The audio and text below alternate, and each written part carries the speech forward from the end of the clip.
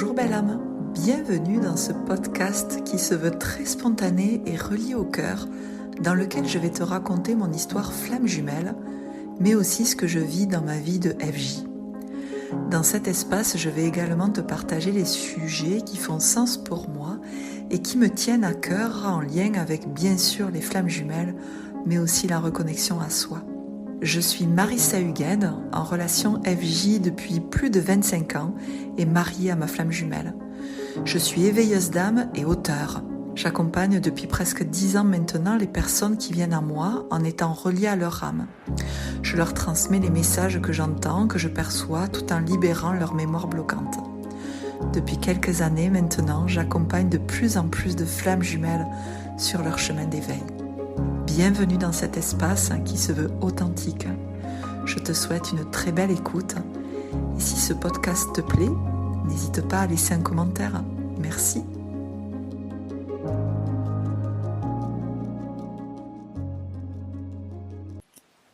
Bonjour belle âme. Aujourd'hui, je vais te parler de la grande blessure d'amour que toutes les flammes jumelles ont. C'est un sujet, je crois, que je n'ai jamais vraiment abordé de cet angle-là.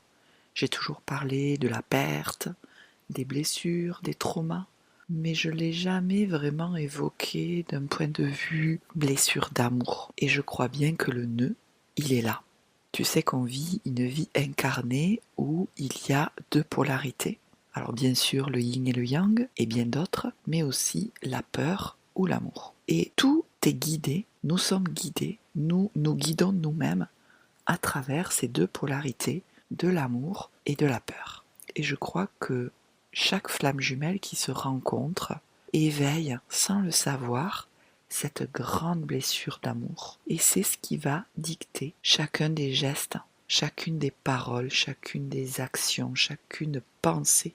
Ce trauma intérieur lié à des anciennes vies, on pourrait parler de la perte. Mais la perte, finalement, je me rends bien compte que quand je te le dis comme ça, c'est comme une action.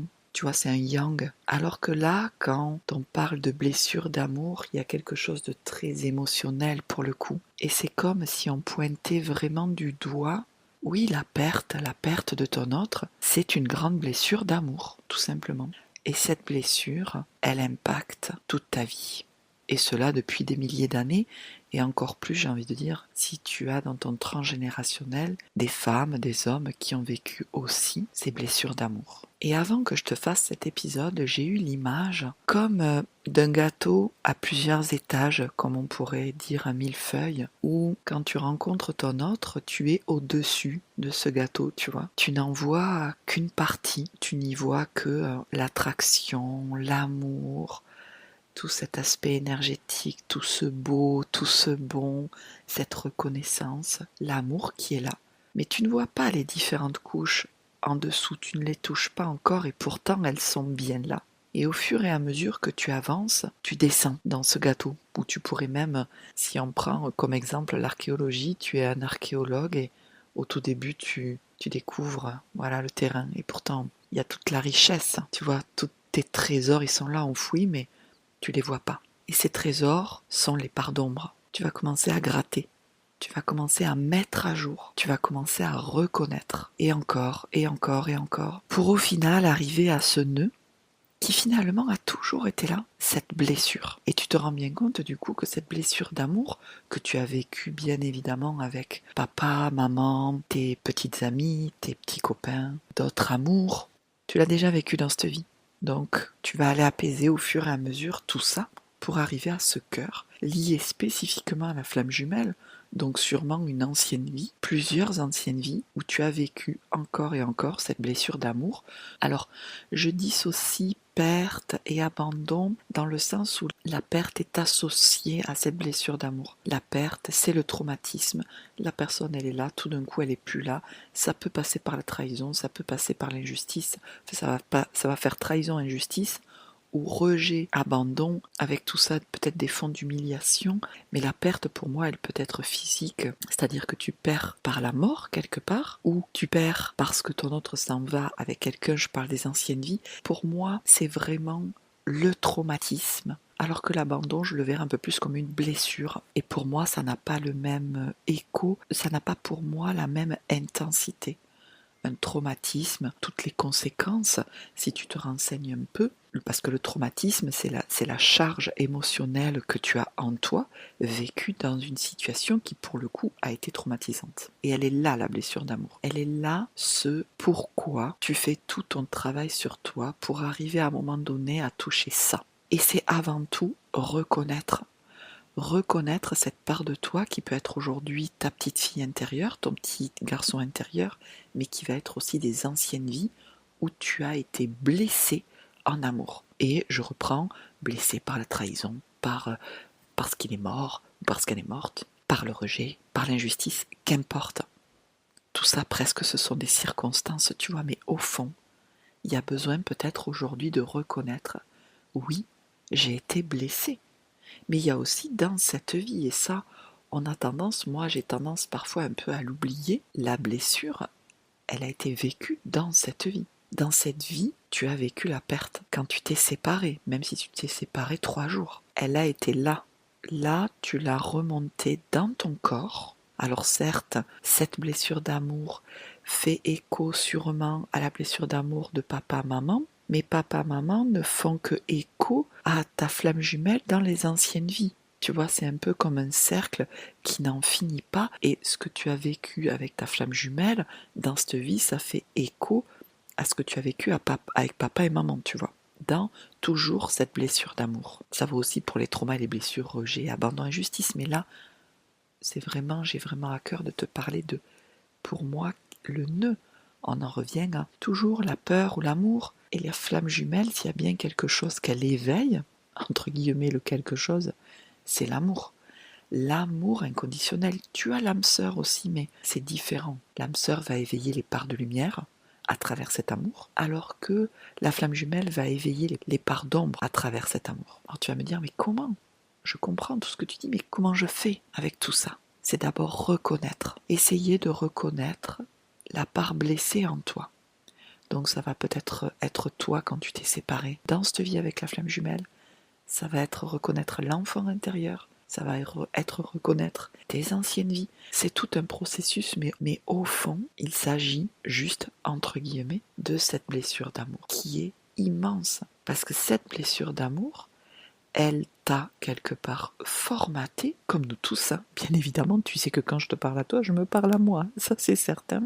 Cette blessure d'amour, elle nous a formatés au point de nous couper complètement de nous, parce que déjà traumatisme, et quand tu vis un traumatisme, tu as tendance à te dissocier de toi, donc tu vas te couper de toi, couper de tes envies, couper de ton être pour ne faire et n'être que ce que l'autre attend de toi pour éviter de reperdre, pour éviter de ressentir à nouveau cette blessure d'amour. Il y a quelques jours, j'ai fait un rêve et moi, la blessure principale chez moi, c'est la trahison. Certes, qui a entraîné l'abandon, mais cette blessure d'amour passe par la trahison, avec de l'injustice. Et j'ai fait un rêve sur justement cette trahison. Et c'était clair comme de l'eau de roche, la manière, et j'ai vu ça dans ce rêve, la manière dont je me suis adaptée pour ne plus revivre cette trahison. C'était presque hallucinant parce que je n'étais pas moi-même et il y avait vraiment comme une conscience qui disait mais je ne veux pas revivre cette blessure de trahison. Je ne veux pas revivre cette grande blessure d'amour, donc je vais m'adapter.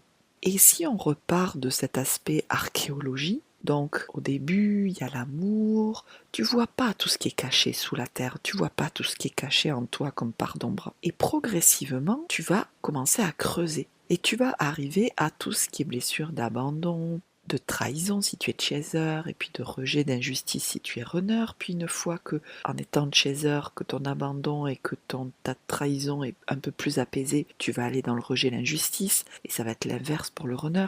Une fois que tu as apaisé ton rejet, injustice, tu vas plonger dans ton abandon, trahison. Mais tout ça, ce ne sont que des strates au fur et à mesure où tu descends en toi, où tu reconnais, tu mets à jour, mais il y a comme une profondeur de blessures, puis de traumatismes où tu viens à toucher des peurs, des souffrances de plus en plus profondes. C'est ce que je te disais dans un épisode où je te racontais mais pourquoi il y a toujours quelque chose qui est là, parce que tu touches au plus profond, de plus en plus profondément, quelque part, ta blessure principale qui est celle qui est liée à cette blessure d'amour. Elle est là, la blessure principale, comme tout humain incarné.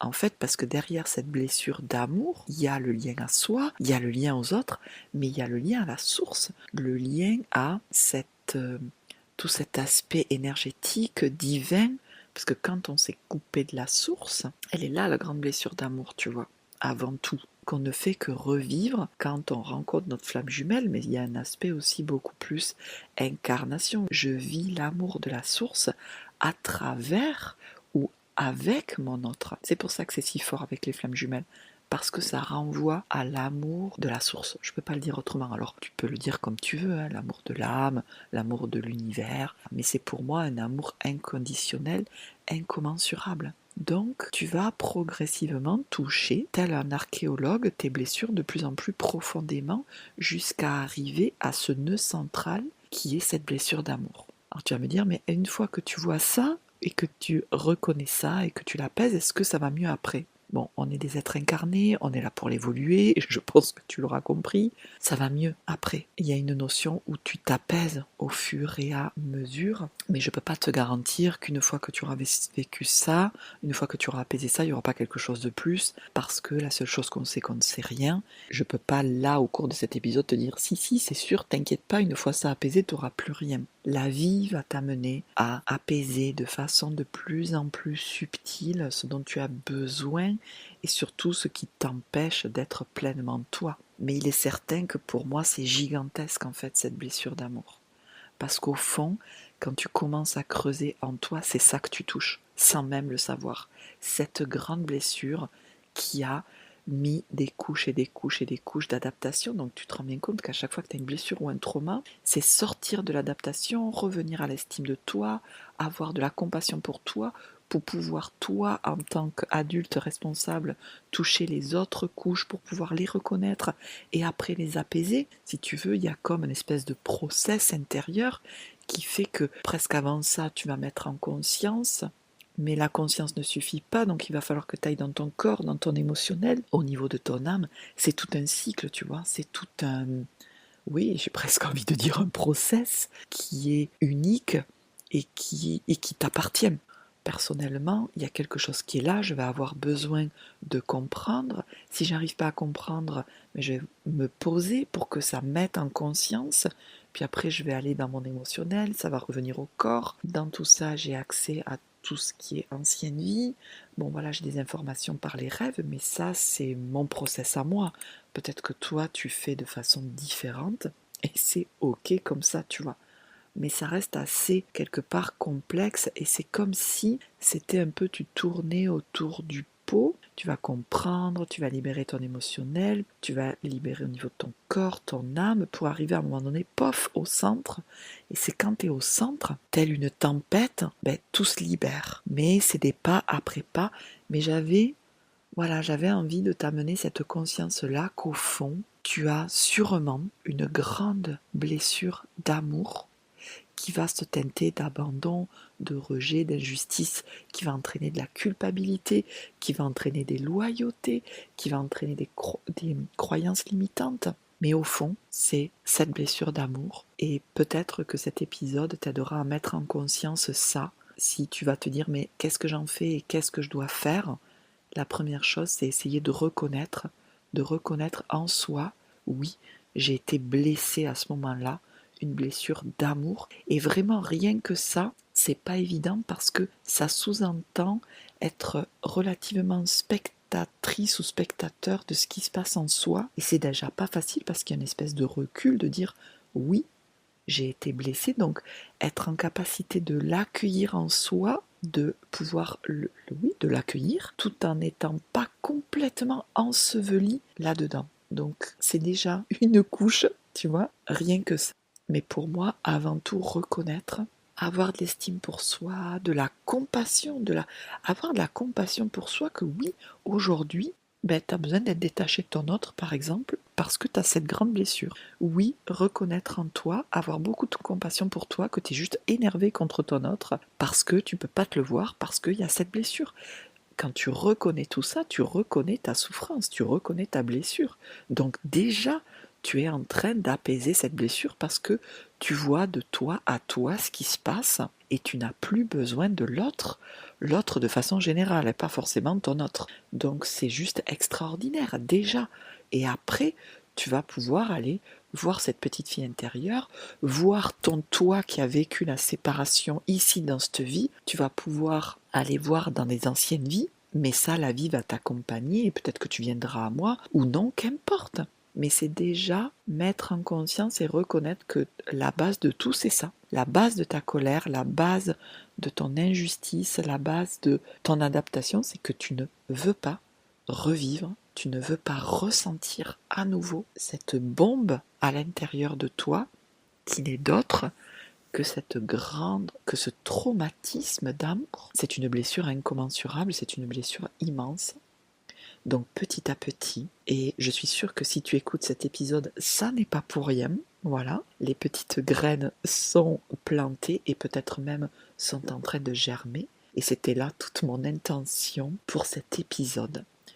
Donc vraiment, beaucoup de compassion pour la part de toi qui est traumatisée par cet amour, qui est à la fois si beau mais si douloureux, et pas d'inquiétude, et beaucoup de compassion, d'amour pour toi si tu as besoin de te détacher de ton autre, si tu te ressens en colère, triste, ou que tu es complètement dissocié de tout ça et que tu ne comprends pas vraiment ce que je dis. Beaucoup de compassion, beaucoup d'amour, et puis et si ça fait sens pour toi, tu peux même m'écrire si tu en as envie ou besoin. Donc merci de m'avoir écouté et puis prends bien soin de toi et je te dis à tout bientôt dans un nouvel épisode.